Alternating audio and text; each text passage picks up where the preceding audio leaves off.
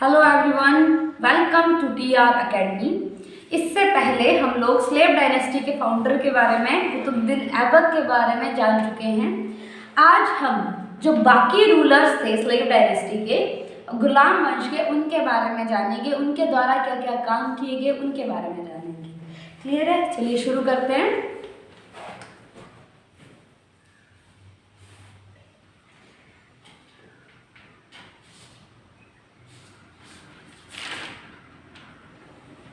इससे पहले दो बातें ऐसी थी जो कुतुबुद्दीन ऐबक के बारे में बताने के लिए रह गई थी। एक कि उन्होंने दो राइटर्स थे जिन्हें अपने दरबार में संरक्षण दिया था, जिनमें से एक का नाम था हसन निज़ामी और दूसरे का नाम था फखरुद्दीन। तो ये पॉइंट भी जहां अपने कुतुबुद्दीन ऐबक के जो द्वारा किए गए जो काम है वो लिखे हैं, वहां पे इसको भी ऐड कर लीजिए कि he gave patronage to the writers Hasan Nizami and Fakhruddin. He gave patronage to the writers Hasan Nizami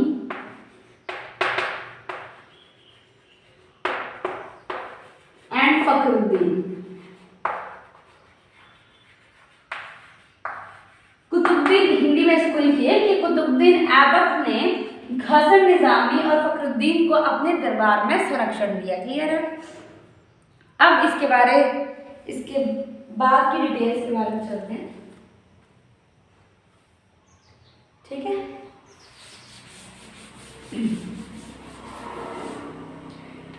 1206 से लेकर के 1210 तक कुतुबुद्दीन ऐबक ने दिल्ली पर रूल किया।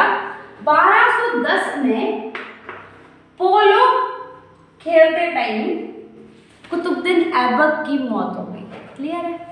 अब उनके बाद क्योंकि उन्होंने तो उन्होंने दिल्ली सल्तनत के वो सुल्तान थे, लेकिन फिर भी उनको अपना एडमिनिस्ट्रेशन वहां पर लागू करने का जो टाइम नहीं लगा था।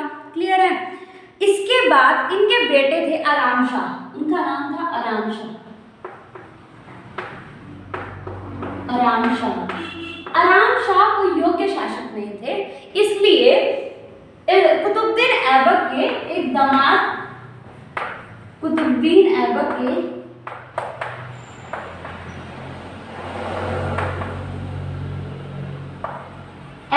दामाद थे इल्तुतमिश। ठीक है?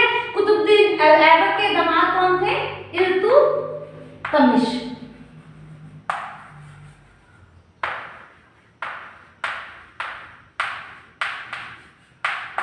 तो इल्तुतमिश ने क्या किया? आराम शाह को हराया और खुद क्या बन गए? दिल्ली के सुल्तान, दिल्ली की गद्दी के सुल्तान बन गए। क्लियर हो गया? तो सेकंड रूलर जो आए दिल्ली सल्तनत के वो कौन थे? इल्तुतमिश। इन्होंने शासन किया 1210 से लेकर के 1236 तक। Second ruler of the Delhi सल्तनत वाज इल्तुतमिश। और कब से लेकर के कब तक उन्होंने जो है वो अपना वहां पे शासन किया? 1210 से लेकर के 1236 के बीच में। क्लियर है? ये समझ आ गया? अब इनके बारे में कुछ चीजें हैं जो जान लेते हैं। सबसे पहला काम इल्तुतमिश ने क्या किया कि उसकी जो राजधानी थी लाहौर, उसकी राजधानी पहले जो दिल्ली सल्तनत की राजधानी थी वो कहाँ थी? लाहौर में। ठीक है? लाहौर में उनकी राजधानी थी। क्लियर हो गया? इन्होंने क्या किया? सबसे पहला काम इन्होंने लाहौर से अपनी राजधानी को दिल्ली में शिफ्ट कर दिया। अब इन्होंने अपनी राजधानी कहाँ बना दी? किसे बना दिया? दिल्ली को अपनी राजधानी बना दिया। क्लियर है? अब ये आप लोगों के लिए होमवर्क है कि आप लोगों को पता करना है कि दिल्ली को कैपिटल बनाने के बाद इल्तुतमिश को क्या फायदा हुआ? क्यों लाहौर ही नहीं रहने दी? क्यों दिल्ली अपनी कैपिटल ले गए वो? तो उससे उसको क्या फायदा मिला? वो आपके लिए ये काम है कि उस पर थोड़ी रिसर्च कीजिए और पता लगाइए कि क्या फायदा हुआ इस चीज से उन्हें। क्लियर है? दूसरी सबसे बड़ी बात, क्योंकि इल्तुतमिश क्या थे, एक और चीज ये रह गई यहाँ पे कि दामाद होने के साथ साथ कुतुबुद्दीन ऐबक के गुलाम भी थे।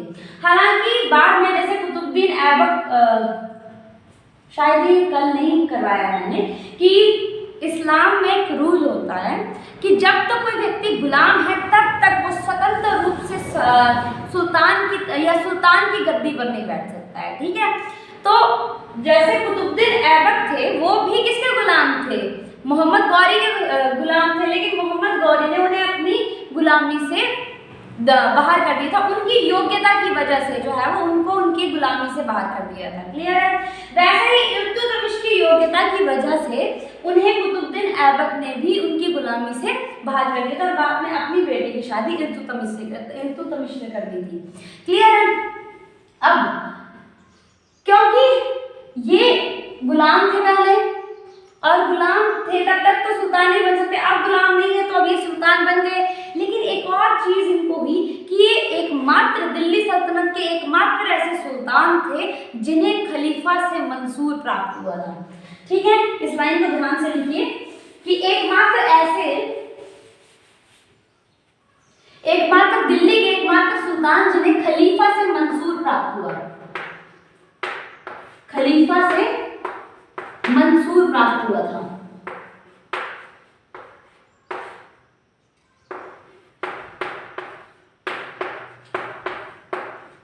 यहां पर दो वर्ड्स हैं, एक है खलीफा और एक है मंसूर। यहां पर पहले इस चीज को समझते हैं, मंसूर एक धार्मिक, ठीक है, और वैधानिक मान्यता थी, कानूनी मान्यता थी कि अब जो है वो इल्तुतमिश जो है वो स्वतंत्र रूप से एक सुल्तान की तरह कार्य कर सकता है। खलीफा के बारे में पहले जानते हैं फिर समझते हैं कि इसका इल्तुतमिश को क्या फायदा हुआ, क्लियर है। अब आप लोग जानते हैं कि इस्लाम में गॉड को एज अ अल्लाह के रूप में माना जाता है, क्लियर है। अब अल्लाह के बाद जो इनके संदेश को इनके बाद आते हैं पैगंबर।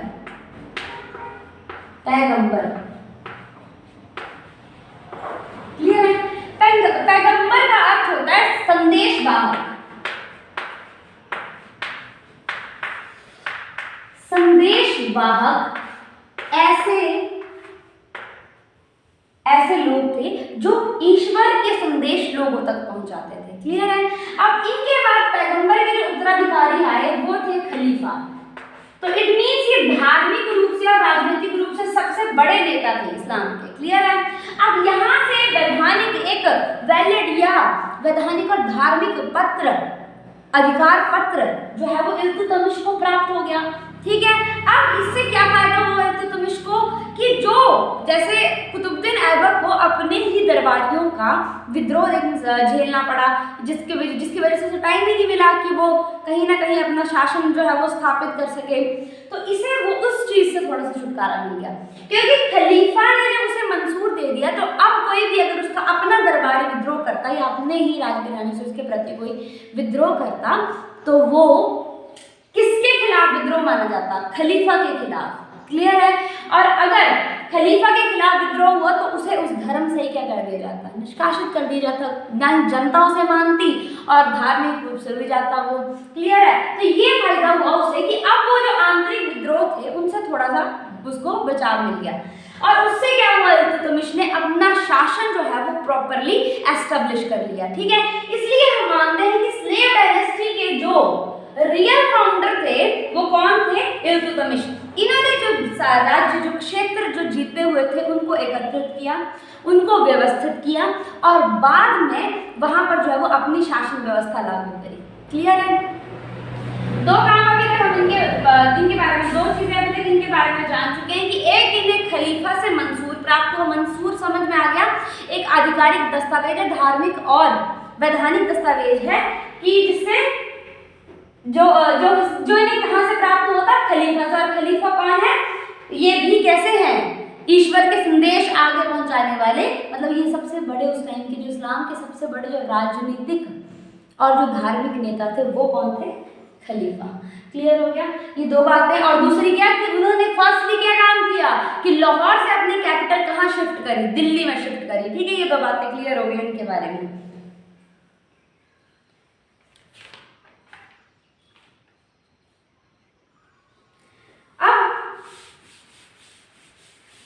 तीसरी बात, इल्तुतमिश ने 40 लोगों का एक समूह तैयार किया, 40 लोगों का एक ग्रुप तैयार किया।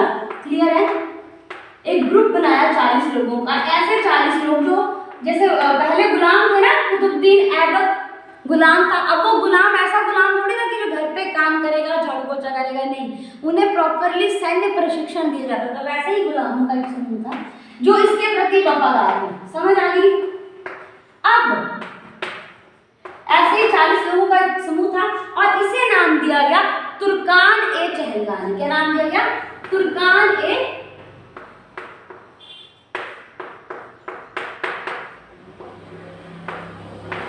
चहलगानी। 40 लोगों का समूह।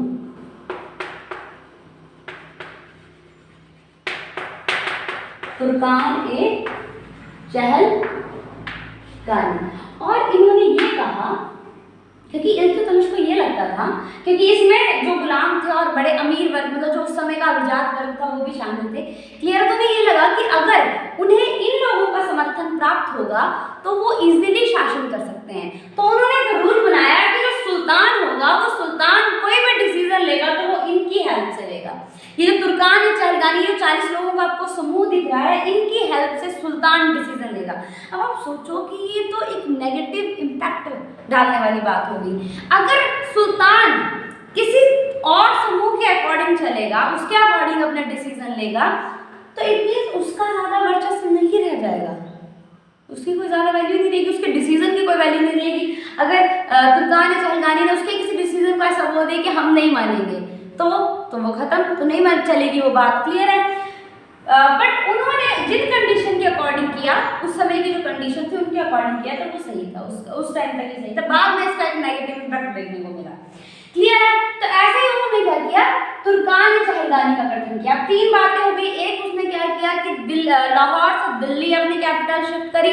दूसरा, उन्हें खलीफा से मंसूर प्राप्त हुआ। अब वो स्वतंत्र रूप से एज अ सुल्तान शासन कर सकते थे, अपनी शासन व्यवस्था को लागू कर सकते थे, अपने नाम के सिक्के ढलवा सकते थे। और तीसरा कि उन्होंने एक 40 लोगों का के समूह का गठन किया, जिसे क्या नाम दिया गया, तुर्कान ए चहलगानी।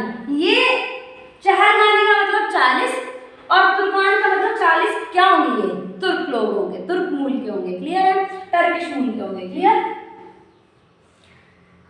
तीसरा, चौथा पॉइंट ये कि उन्होंने एक सिस्टम, एक व्यवस्था लागू की जिसे जाना जाता है इक्तादारी सिस्टम के नाम से।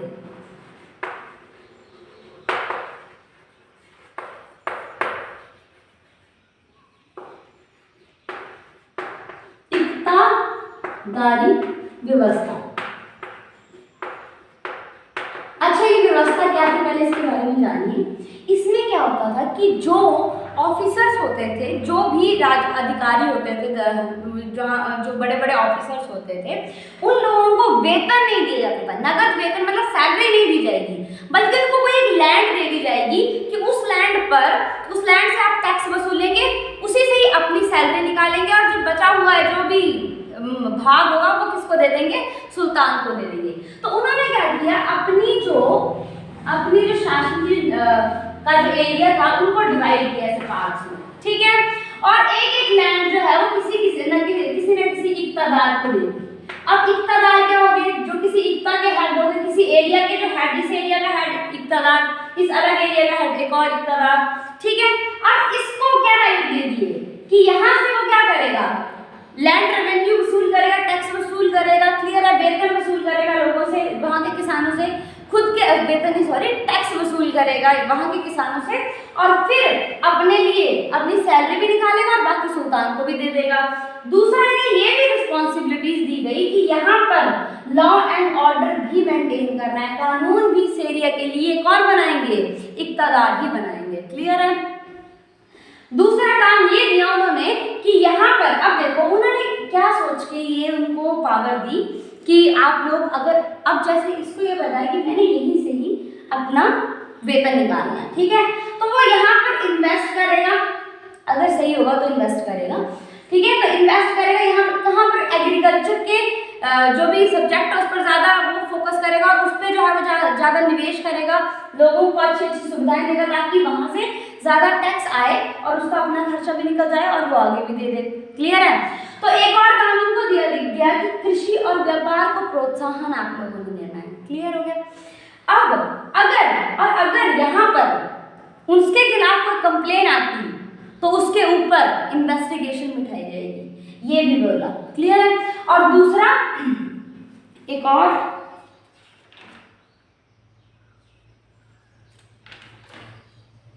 क्लियर है? और साथ में क्या क्या कहा कि यहाँ पे जितने भी लोग हैं उन लोगों के लिए उन जन कल्याण के कार्य आपको करना है, जो लोगों के कल्याण के लिए ऐसे कुछ कार्य भी करने हैं। तो ये 2-3-4 जो रिस्पॉन्सिबिलिटीज थी वो एक इक्तादार को दी गई। क्लियर है? और इक्तादारी व्यवस्था मेजरली क्या थी, जिसमें आपको सैलरी नहीं दी जाती थी, नगद वेतन नहीं दिया जाएगा, बल्कि एक लैंड का एक हिस्सा दे दिया जाएगा, एक लैंड दे दी जाएगी, एक क्षेत्र दे दिया जाएगा जहां से आपको टैक्स वसूलना है, खुद का वेतन भी निकालना है और सल्तनत जो सुल्तान है उनको भी देना है। क्लियर हो गया?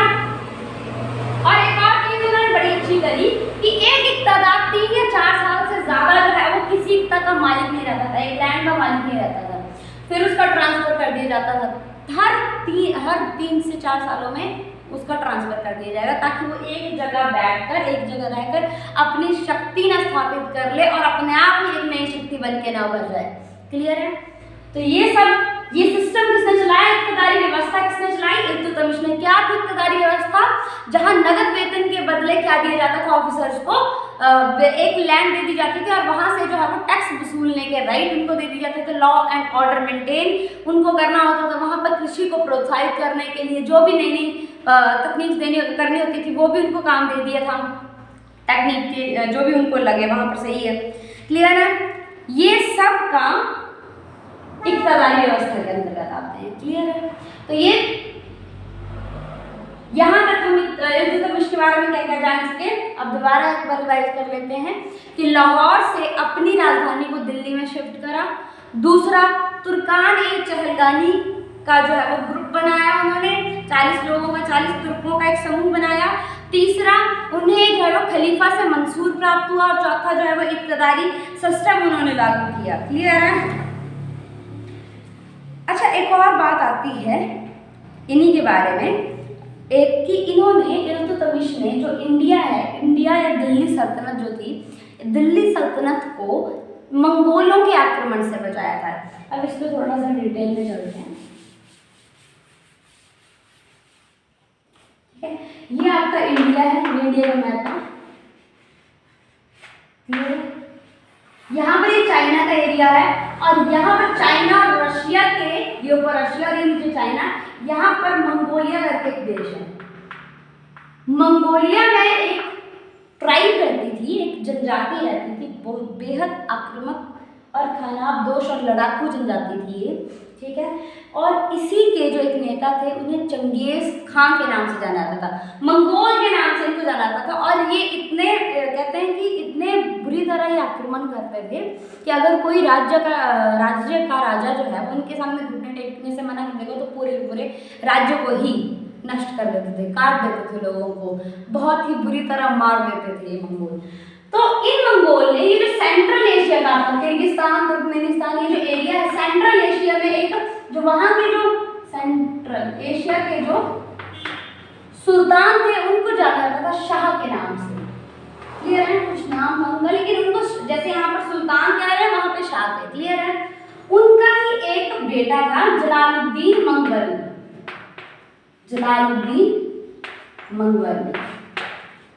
चंगेज खान ने क्या किया, यहाँ सेंट्रल एशिया में अटैक किया और शाह को खत्म कर दिया।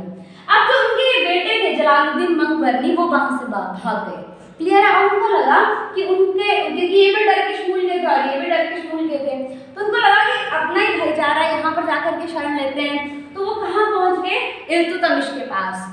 और इल्तुतमिश ने अभी दिल्ली में अपनी एडमिनिस्ट्रेशन को चालू किया था, अभी वो चल रहा था, अभी उसने स्थापना की थी प्रॉपर अपनी एडमिनिस्ट्रेशन की। और अभी अगर मंगोलों का आक्रमण यहाँ पर हो जाता तो उसका शासन जो है वो आगे चल ही नहीं पाता। तो उन्होंने इन्हें मना कर दिया था शरण देने से और उनको कहा था कि तुम चले जाओ। इस तरीके से उन्होंने दिल्ली सल्तनत को मंगोलों के आक्रमण से भी बचाया था। क्लियर है? ऑल्सो ये बिल्डिंग के नाम से भी जाने जाते हैं। टॉम का मतलब है मकबरा। मकबरा बनाया जाता था कि कोई व्यक्ति है, उसका जो शव है उस शव को दबा दिया जाता था, ठीक है, और उसके ऊपर एक बढ़िया तरीके का, जैसे हम बोलते हैं ना, कुछ ना कुछ बना दिया जाता था, इस तरीके की शेप कर दी, ठीक है, ये पूरा उसको जो है रूम बढ़िया सा बना दिया जाता था उसका। और जैसे हिंदू धर्म में जो समाधि का कंसेप्ट है ना, सेम वैसे ही इस्लाम धर्म में मकबरे का कंसेप्ट है, ठीक है। तो जो इल्तुतमिश के सबसे बड़े बेटे थे, उनकी याद में या उनके लिए उन्होंने क्या बनाया था, उनकी मृत्यु के बाद उनके लिए उन्होंने एक मकबरा बनाया था दिल्ली में, और उसे जाना जाता है सुल्तानगढ़ी का मकबरा, इसके नाम से उसे जाना जाता है। दिल्ली में उन्होंने बनाया था। ये टर्किश जो शैली में, तुर्क जो शैली है उसमें निर्मित ये पहला आधिकारिक मकबरा था, सुल्तानगढ़ी का मकबरा। उसके बाद वहां पर मकबरे बनाने की क्या हो गई, जो एक परंपरा थी वो स्थापित हुई। क्लियर है। तो पहली किसने करी थी, स्टार्टिंग किसने करी थी, ये इल्तुतमिश ने करी थी। क्यों करी थी, अपने बेटे की, जो सबसे बड़ा बेटा था उसकी मौत के बाद ये बनाया गया था। क्लियर है, समझ में आ गया।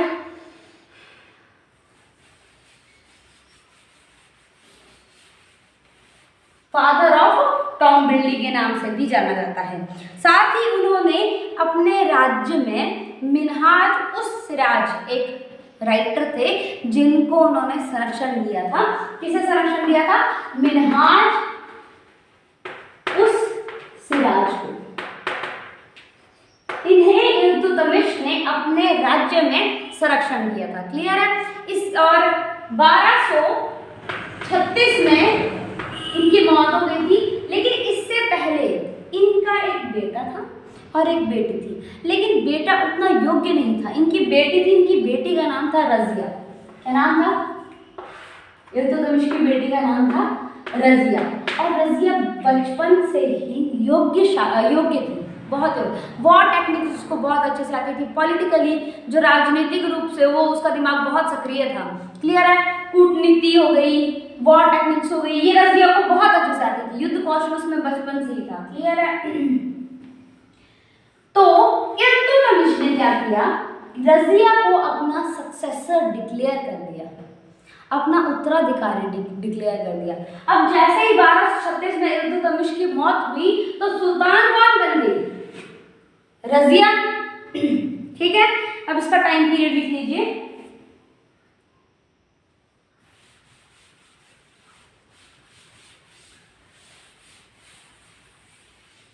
रजिया से पहले हम इल्तुतमिश के बारे में हमने जितनी चीजें पढ़ी उनको एक बार राइट डाउन कर लेते हैं। क्लियर है, एक साथ लिख लेते हैं। सबसे पहले लिखिए, Iltutmish change his capital. Iltutmish ऐसे हेडिंग बनाइए प्रॉपर, इल्तुतमिश, और इसका टाइम पीरियड लिखिए कि कब से लेकर के कब तक इन्होंने शासन किया। 1210 से लेकर के 1236 तक इन्होंने शासन किया। क्लियर है। और इनके बारे में पॉइंट्स ऐड कीजिए। Number 1 point, he changed his capital from Lahore to Delhi. He changed his capital from Lahore to Delhi. Clear है। अपनी राजधानी उन्होंने क्या की, सबसे पहले चेंज करी, लाहौर से क्या कर दी, दिल्ली। दूसरा, वो पहले सुल्तान थे दिल्ली सल्तनत के। he was the first Sultan, he was the only sultan, not first, आप फर्स्ट भी बोल सकते हो, only बोल सकते हो। he was the only sultan of the only sultan of Delhi Sultanate, who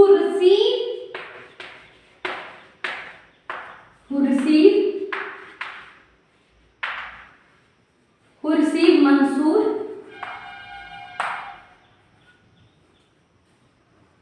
from Khalifa.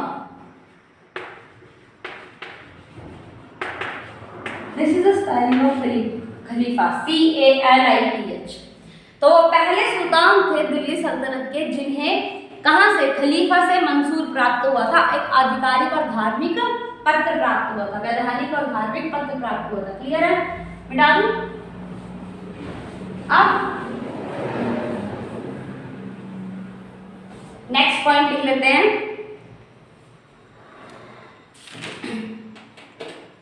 He known for the consolidation.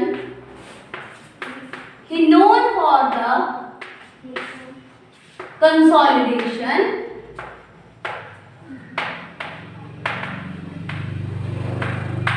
organization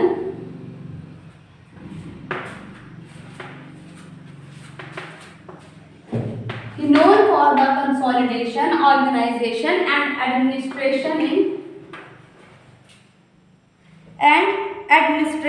administrative setup of Delhi Sultanate and administrative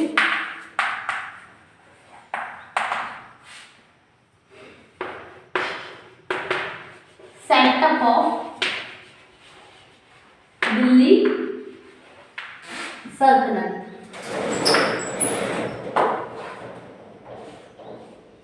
clear है?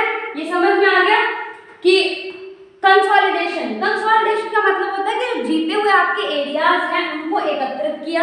Clear है? Organisation का मतलब उनको फिर व्यवस्थित किया और वहां पर अपनी शासन व्यवस्था, एडमिनिस्ट्रेशन लागू करी, अपनी शासन व्यवस्था को वहां पर क्या किया, लागू किया। इसके लिए भी वो जाने जाते हैं। इसलिए हम इनको क्या कहते हैं कि Iltutmish, he is the real founder of slave dynasty, क्योंकि ये भी क्या थे, गुलाम थे। क्लियर है? he is the real founder of slave dynasty। क्यों? क्योंकि उन्होंने अपनी शासन व्यवस्था को वहां पे लागू किया था, डायनेस्टी। क्लियर है? इसको नोट कर लीजिए और इसके आगे चलते हैं।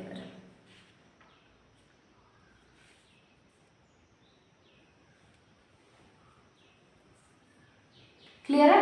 अब नेक्स्ट पॉइंट इनका टर्न करते हैं।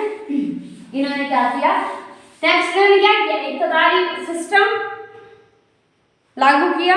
लिखिए, Iqtidari system was initiated by Iltutmish. Iqtidari system was initiated by Iltutmish। Iqtidari system was initiated by Iltutmish। Clear है? In this system, instead of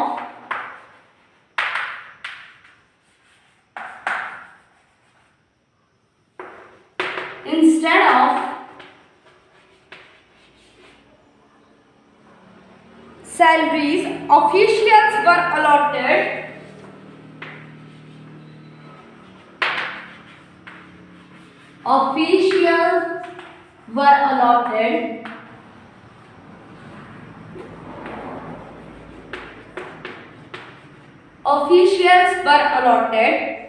territories or land areas, territories or land areas।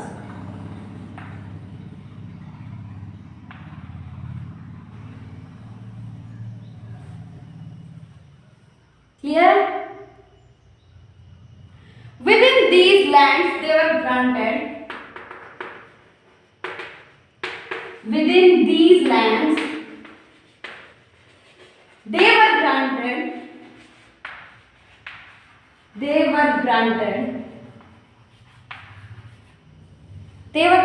various rights।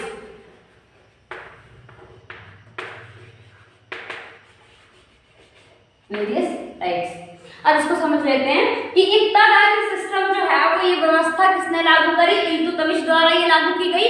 और इस system में जो salaries के बजाय क्या दी जाती थी, लैंड दे दी जाती थी, एक लैंड का टुकड़ा दे दिया जाता था और वहीं से क्या करना होता था, आपको रेवेन्यू कलेक्ट करना होता था। वेट,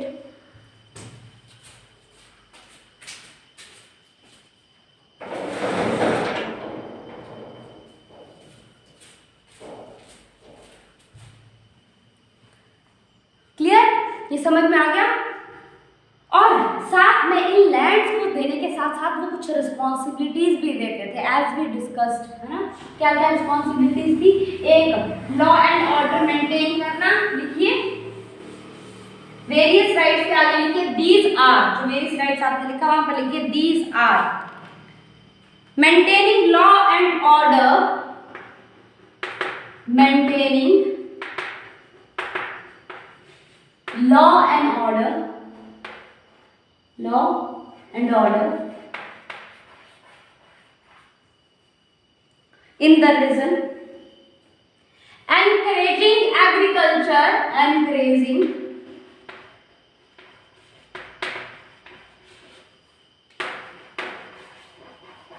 agriculture and trade, ठीक है। और जन कल्याण के कार्य करना, पब्लिक वेलफेयर को लेकर के काम करना, undertaking public welfare activities, undertaking welfare activities.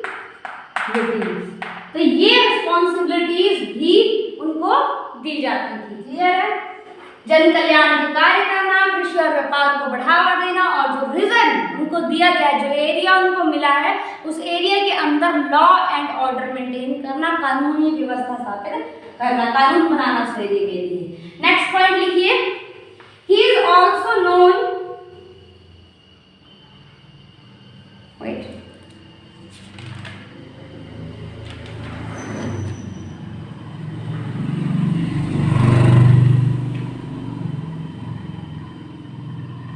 he is also known as the, he is also known as the father of tomb building, father of tomb building, he is also known as father of tomb building, clear है, ये समझ में आ गया। अब इसके बाद चलते हैं नेक्स्ट पॉइंट पे। He gave patronage to Minhaj us Siraj, उन्होंने अपने दरबार में एक राइटर मिन्हाज उस सिराज को क्या दिया था? संरक्षण दिया था। तो लिखिए है he gave patronage to Minhaj us Siraj, इन्हें अपने He gave patronage to Minhaj us Siraj, और क्या थी? एक राइटर थे, क्लियर है। ये क्लियर हो गया ना, इसे नोट कर लीजिए। है and last point, he declared his daughter Razia as his successor. He declared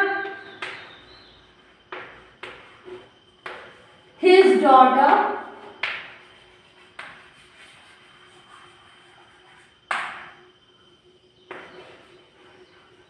Razia as his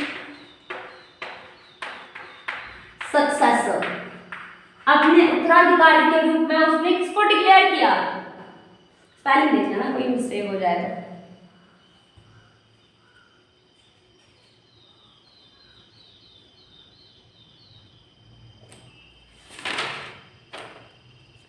His daughter as his successor. उन्होंने अपनी बेटी रजिया को क्या बना दिया? अपना उत्तराधिकारी घोषित कर दिया, क्लियर है। अब चलते हैं रजिया के ऊपर कि रजिया का शासनकाल कैसा रहा। अब third ruler of slave dynasty कौन हुई? रजिया सुल्तान। महज 4 वर्षों तक ये इन्होंने शासन किया। इनके बारे में आप जानोगे अब डिटेल में, क्लियर है। हेडिंग डालिए रजिया सुल्तान।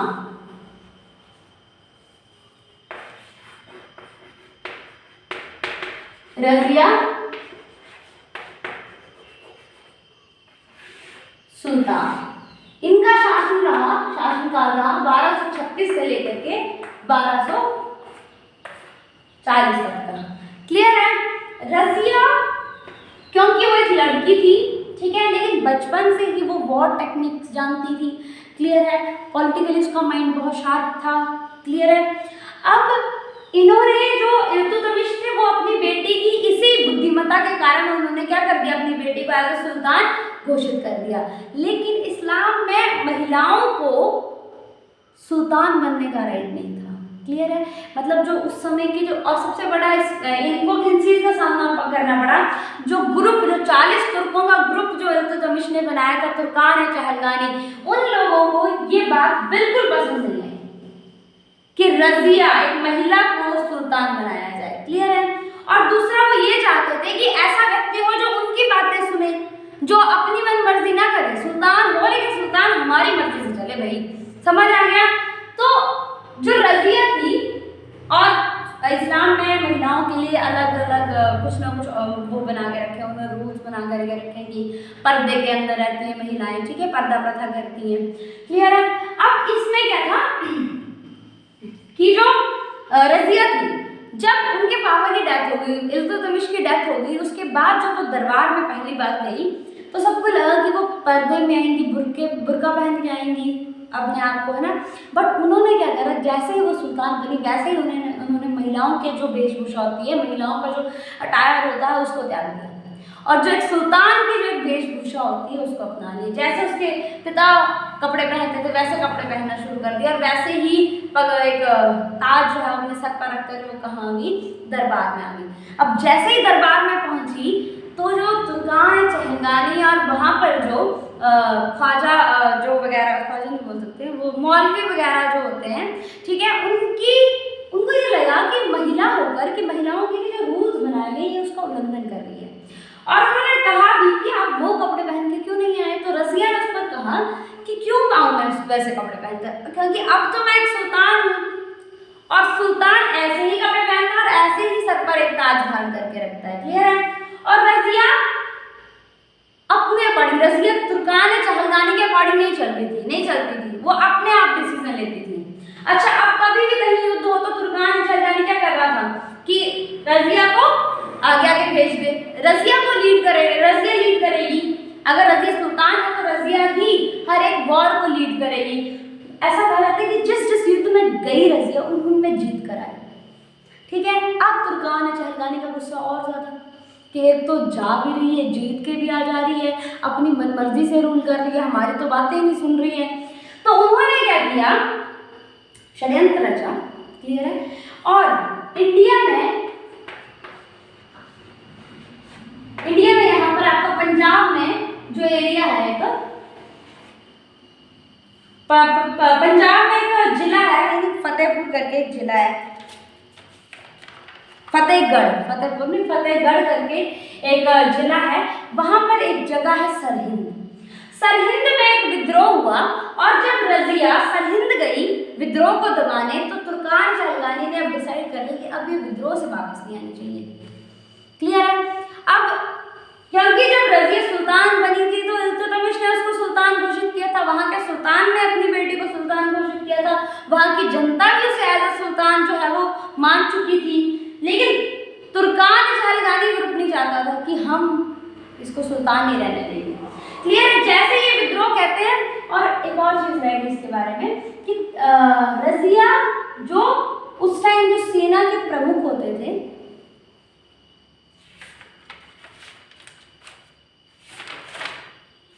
ठीक है, सेना के प्रमुख होते थे, सेनापति, लाइक सेना का जो प्रमुख होता था, रजिया की जो सेना का प्रमुख था उसका नाम था याकूत, और उन्हें नाम दिया गया था मीर ए आखुर। इनकी बात बड़ी ज्यादा मानती थी रजिया, मतलब कहीं ना कहीं वो रजिया मीर ए आखुर को पसंद करती थी। क्लियर है? अब जैसे ही यहाँ गए विद्रोह को दबाने, तो मीर ए आखुर भी उसके साथ गए विद्रोह को दबाने, और तुर्कान चहलगानी इसी बात से डरा हुआ था कि ऐसा ना हो कि इससे विवाह कर ले और फिर इसको जो है वो सुल्तान बना दे, अपनी गद्दी इसको दे दे। फिर पहले तो रजिया की बातें सुन रहे थे, फिर एक सेनापति की बातें सुननी पड़ जाएंगी, समझ रहे हो? तो इन्होंने क्या किया, जब ये विद्रोह को दबाकर वापस आ रहे थे, सरहिंद में विद्रोह हुआ, उसको दबाकर जब वापस आ रहे थे, तो याकूब, मीर याकूब को उन्होंने क्या किया, उसका मर्डर करवा दिया, उसको मरवा दिया। क्लियर है? और रजिया को बंदी बना दिया, रजिया को बंद करके जेल में डाल दिया।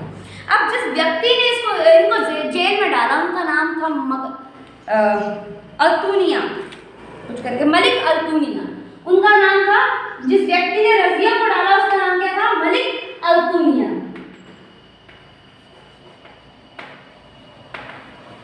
अब जब इसने रजिया को जेल में डाला तो रजिया ने इसके साथ एक कॉन्ट्रैक्ट किया कि तुम मुझे कैसे न कैसे करके दिल्ली पहुंचा दो और मैं तुमसे ही शादी कर लूंगी। ये प्रस्ताव रख दिया मलिक अल्तुनिया के सामने कि मैं तुमसे शादी कर लूंगी, लेकिन तुम मुझे एक बार दिल्ली पहुंचा दो। क्लियर है?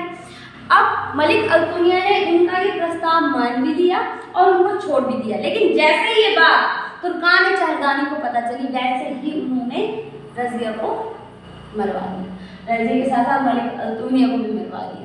क्लियर है? तो ये सारी स्टोरी है। ऐसा हिस्टोरियंस, बहुत ज़्यादा हिस्टोरियंस और वो यही कहते हैं दिल्ली सल्तनत में जितने भी सुल्तान हुए, उन सुल्तानों में सबसे योग्य शासिका थी रजिया। बहुत ज़्यादा इंटेलिजेंट, बहुत मतलब वॉर टेक्निक्स इतनी अच्छी आने की, जिस युद्ध में जाएगी वो युद्ध जीत करके आएगी। लेकिन उसकी दिक्कत और उसकी जो है वो दिक्कत नहीं बोल सकते हैं, उसका दुर्भाग्य ये था कि वो एक महिला थी। क्लियर है? ऐसा हिस्टोरियंस उनके बारे में कहते हैं कि उनका दुर्भाग्य यही था कि वो एक महिला थी। अदरवाइज दिल्ली सल्तनत में जितने भी सुल्तान हुए, उन सुल्तानों में सबसे योग्य शासिका थी रजिया सुल्तान। क्लियर है? और दिल्ली की सबसे पहली और सबसे आखिरी शासिका भी थी, महिला शासिका। क्लियर है? चलिए एक बार इनके बारे में लिख लेते हैं पॉइंट्स। अब डिटेल बनाइए, अब नाम डालिए रजिया सुल्तान और पॉइंट्स लिखिए बारी बारी। सबसे पहला, she was the first and only female sultan of Delhi Saltanat. She was the first and only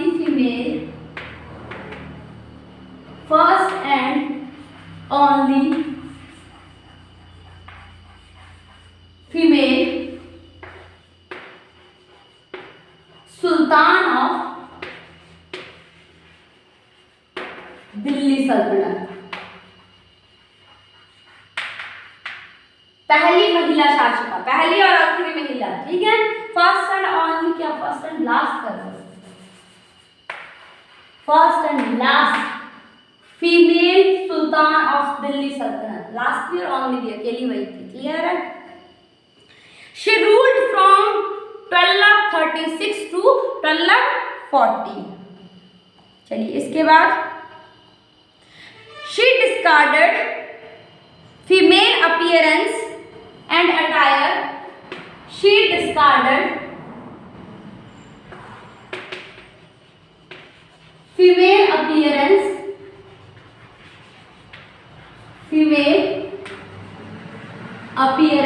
and attire and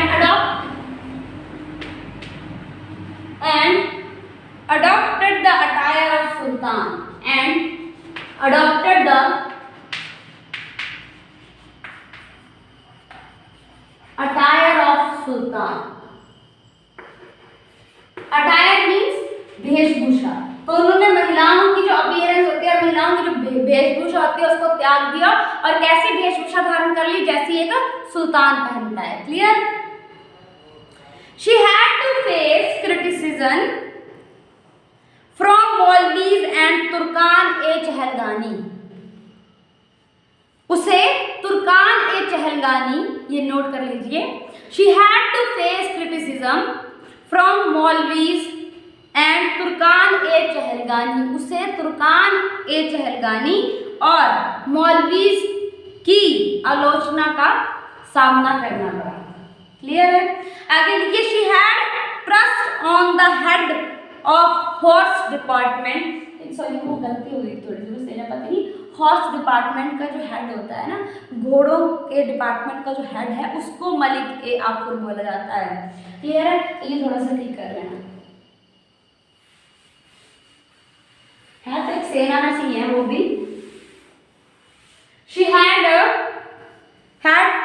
trust on the head of horse department Mir आखुर,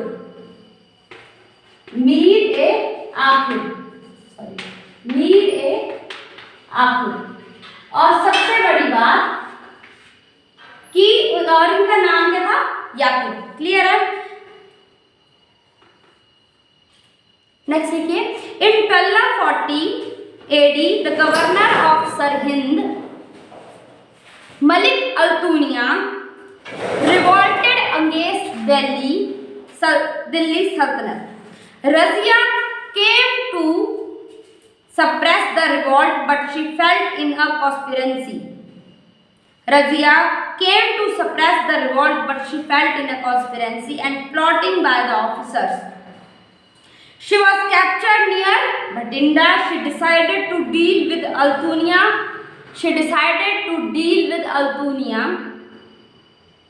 With a marriage proposal in return of help, but their planning remained failed, and both of them were killed by the nobles of the Delhi. Clear है? ये वो story है आपकी पूरी की कैसे जो है वो रजिया और मलिक अल्तुनिया के बीच में एक प्रस्ताव, अल्तुनिया के सामने उन्होंने एक प्रस्ताव रखा, ठीक है, और इस प्रस्ताव को उन्होंने मान भी लिया, लेकिन जैसे वो वहाँ पर उसको पहुँचाने वाले तो उससे पहले ही तुर्कान चहलगानी नोबल्स होते हैं जो अभिजात वर्ग था उस टाइम दिल्ली का, उन सब ने मिलकर उन्हें मरवा दिया। क्लियर है? आफ्टर रजिया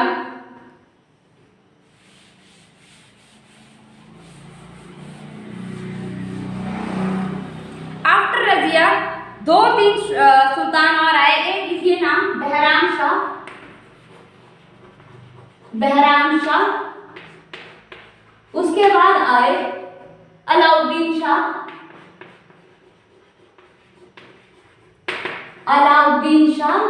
और तीसरे आए वो थे नसीरुद्दीन महमूद।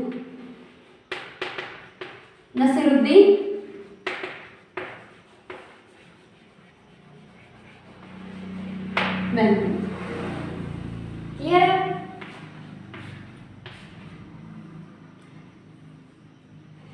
इसके बाद ये मेन है इनका लिखिए टाइम पीरियड 1246 से 1266, 1246 से लेकर के 1266 तक इन्होंने रूल किया।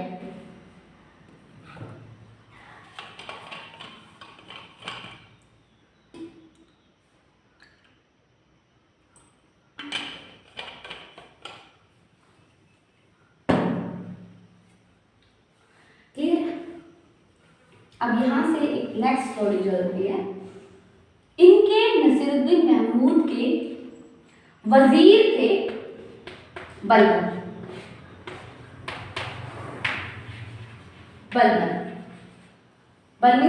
क्या थे? नसीरुद्दीन महमूद के वजीर थे। क्लियर है? अब उस टाइम जो वजीर और ये तुर्कान चहलगानी का एक हिस्सा भी थे। अब जो तुर्कान चहलगानी था उसमें आपस में ही क्या शुरू हो गया था, गुटबाजी शुरू हो गई थी। वो अगर कोई सुल्तान सही लगा उनके अकॉर्डिंग काम कर रहा है तो वो करवा रहे, नहीं कर रहा है तो वो उसको मरवा करके अपने ही नॉन का कोई बंदा वहां पे बिठा दे रहे हैं गद्दी पे। ठीक है, तो बलबन भी उसी ग्रुप का एक हिस्सा था। क्लियर है? और नसीरुद्दीन महमूद अपनी बेटी की शादी करवा दी उन्होंने नसीरुद्दीन महमूद से, तो ससुर भी था मतलब। क्लियर है? और जो उस टाइम वजीर के पास 2 तरह की पावर थी, एक जो वित्त की आपकी जो पावर थी, फाइनेंस की जो पावर थी वो भी वजीर के पास थी, और दूसरी सेना की पावर भी किसके पास थी? वजीर के पास थी। क्लियर है? तो अपने आप में बलबन का पद बहुत शक्तिशाली था उस टाइम पे। क्लियर है? जब उसने देखा कि नसीरुद्दीन महमूद अब उसके अकॉर्डिंग काम नहीं कर रहा है तो उसने उसको जहर देकर के मरवा दिया और खुद गद्दी पे बैठ गया बलबन। अब क्योंकि बलबन खुद तुर्कान चहलगानी का हिस्सा था तो उसे पता था कि तुर्कान चहलगानी उसके लिए खतरा है, तो उसने क्या किया? सबसे पहले तुर्कान चहलगानी को ही नष्ट किया। सुल्तान बनते ही उसने तुर्कान चहलगानी को नष्ट कर दिया, और कहते हैं बहुत ही स्ट्रिक्ट रूल्स बनाए उसने शासन के दरबार के। क्लियर है? क्यों बनाए? अब आप सोचिए कि उसने क्या क्या रूल्स बनाए थे, उस हिसाब से बताते हैं। उन्होंने एक रूल बनाया कि जब आप दरबार में आएंगे, दरबार लगेगा, तो दरबार में जो है वो कोई चमकीली ड्रेस आप पहन के नहीं आ सकते हैं। ठीक है।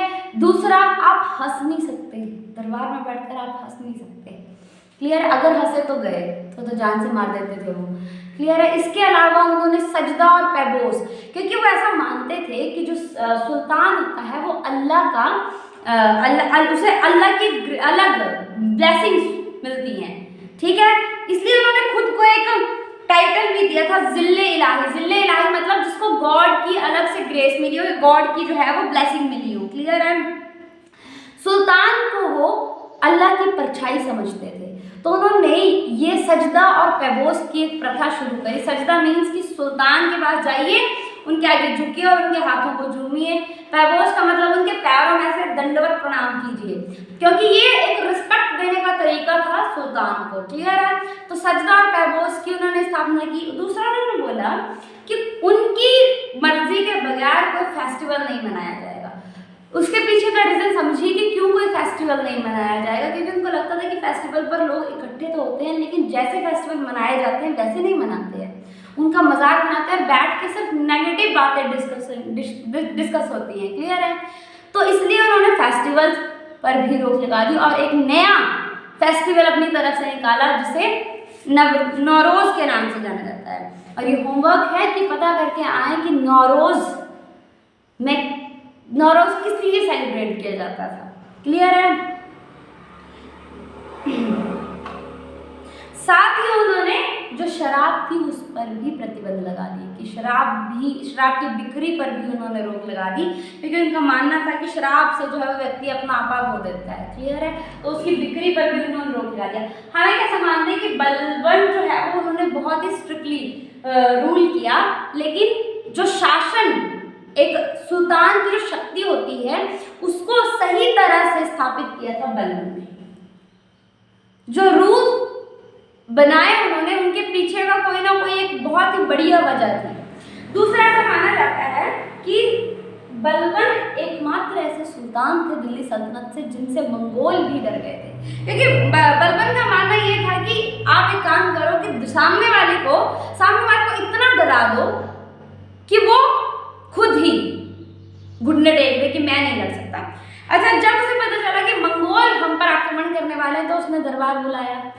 अब दुर्गान चहलगानी खत्म, परामर्श की प्रक्रिया खत्म, और तब बैठ करके उन्होंने कहा कि अगर आप लोगों में से कितने हैं जो ये चाहते हैं कि आप लोग बताइए कि क्या करें हम, जब युद्ध होने वाला है तो क्या करें हम। क्लियर है? तो कुछ जो उसके दरबार में जो मंत्री या कुछ लोग बैठे होते हैं, उन्होंने कहा कि सहमति कर लेनी चाहिए, मान लेना चाहिए, घुटने टेक देनी चाहिए, सहमति कर लेते हैं, समझौता कर लेते हैं, संधि कर लेते हैं मंगोलों के साथ। अच्छा, उन्होंने बुलाया। अब उन्होंने कहा कि जिन ने बोला कि सहमति कर लेते हैं, संधि कर लेते हैं, वो आगे आ जाओ। अच्छा, उनको लगा कि कोई रिवॉर्ड मिलेगा। एक तो पहली बार पूछा और हमने दिया और उनको अच्छा लगा, रिवॉर्ड मिलेगा।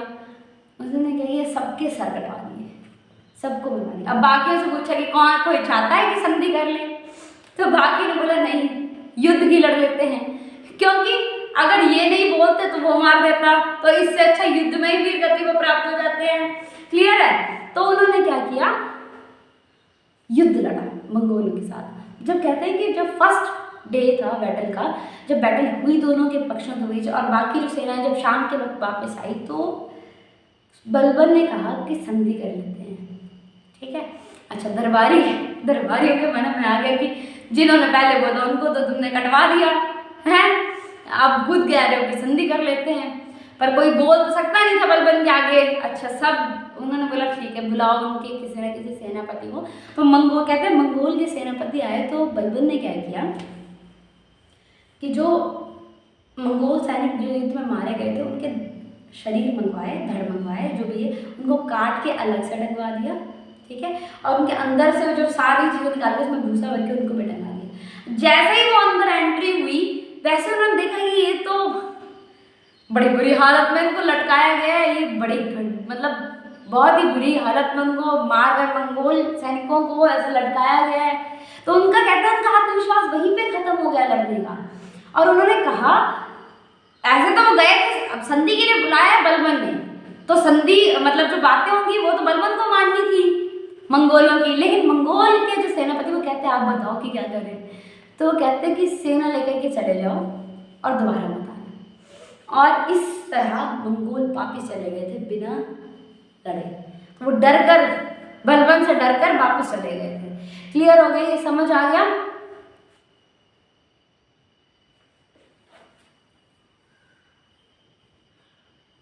ठीक है, चलिए इसके बारे में कुछ पॉइंट्स है जो लिख लीजिए।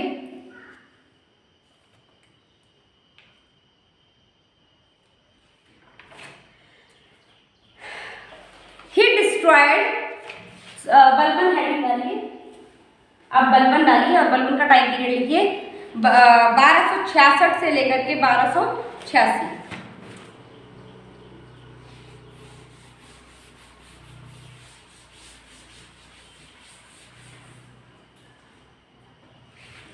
बारह सौ छियासठ से लेकर के 1286। क्लियर है? और गयासुद्दीन, पूरा नाम उनका गयासुद्दीन बलबन था, लेकिन आप बलबन के नाम से, ठीक है, बलबन। सबसे पहला पॉइंट लिखिए, he destroyed Turkan e Chahalgani. He destroyed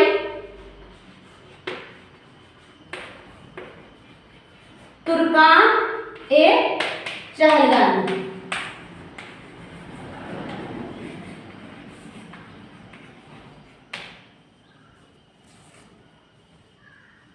He initiated new rituals for the court person.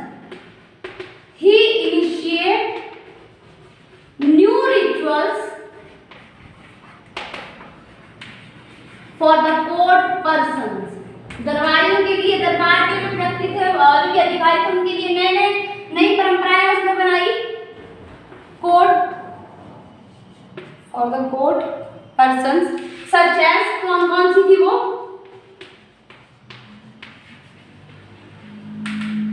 Number 1, सजदा एंड पैगोस। सजदा एंड पैगोस, क्लियर है? रिस्ट्रिक्शन ऑन फैशनेबल अटायर, चमकीले कपड़े नहीं पहन सकते। Restriction on fashionable attires.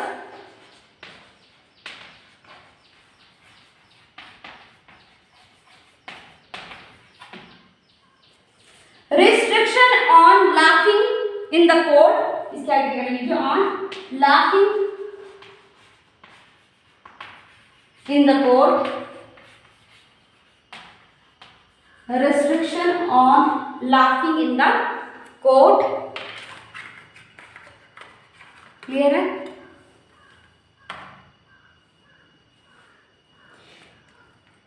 He imposed ban on celebration without, किसी भी फेस्टिवल को मनाने के लिए उन्होंने क्या कर दिया, किसी भी सेलिब्रेशन उनकी मर्जी के बगैर नहीं मनाई जा सकती। क्लियर है? He imposed ban on celebration. He imposed ban on celebration. He imposed ban on celebration without his permission. Without his permission. He started a new festival, Nowruz. He started a new festival, Nowruz. ये homework है कि पता करके लेकर के आना कि नौरोज क्यों मनाया जाता था। क्लियर है?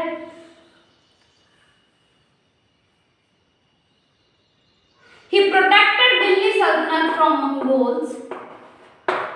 He protected Delhi Sultanate from Mongols.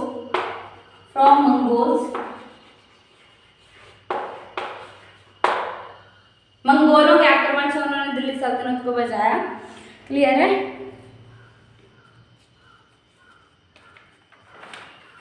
He took a title of Jille Ilahi. He took a title of जिले इलाही, जिले इलाही मतलब जिसे भगवान की अलग से ब्लेसिंग्स प्राप्त होती है। क्लियर है? He considered Sultan as a shadow of God। Clear है? इसको नोट कर लीजिए।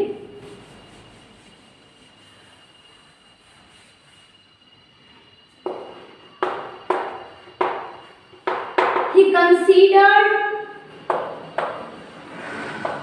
Sultan as a shadow of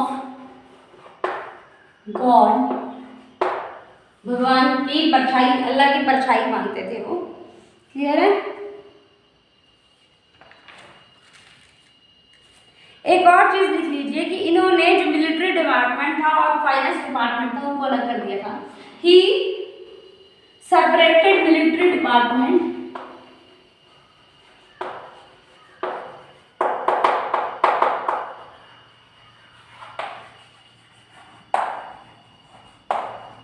from finance department, from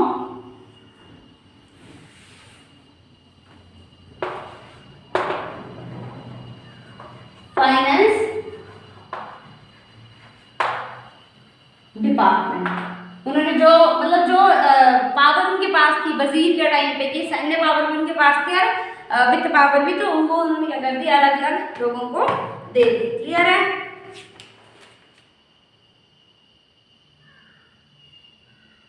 एक और चीज इसके बारे में बड़ी इंपॉर्टेंट है कि उन्होंने लॉ और रक्त की नीति को अपनाया। क्लियर है? उन्होंने लॉ और रक्त की नीति को अपनाया, आयरन एंड ब्लड। तो ये था आज का सेशन। क्लियर है? इसमें आप स्लेव डायनेस्टी के जितने भी रूलर्स रहे उनके बारे में जाना, लेकिन फिर भी मैं कहूँगी कि जो डिस्कशन वीडियो है वो ज़रूर देखें। डिस्कशन वीडियो में स्टूडेंट्स के साथ उनके साथ यही सारे कंसेप्ट जो है वो क्लियर किए जाते हैं, तो उनके थॉट्स भी उसमें शामिल होंगे और अगर कोई एक आधी चीज़ छूट चुकी होगी तो वहाँ पे कवर हो जाएगी। क्लियर है? ठीक है, थैंक यू सो मच। अगर आपको सेशन अच्छा लगा so please do like, share and subscribe our channel. Thank you so much.